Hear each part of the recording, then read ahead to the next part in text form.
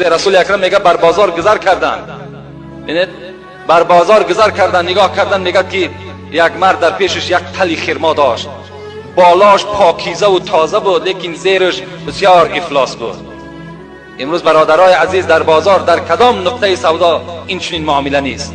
بالاش زیباست، بالا بهترین همون اشیا گذاشتگی است لیکن زیر او همه خراب است. این سودا سودای چی است؟ سودا سودای باطل است. رسول اکرم وقتی میگن نظر کردن، گفتم برادر، گفتم فرزند من، این چی معامله است که تو کردی؟ میگه با دست مبارک زیر او را نگاه کردن که همه خراب است. گفتن پیغمبر خدا، گفتن این را من نکردم، من از خدای خود میترسم. الحال باران بارید، باران ایرا کرد و باران تازه کرد. رسول الله گفت مادامی که باران تازه کرده باشد اینا را عررش کن. گفت زیرا گفت در بالا پرتا، بالا را در زیر پرتا گفت تا که همه یک نمایان شود. کسی که در ما خیانت میکند وای از ما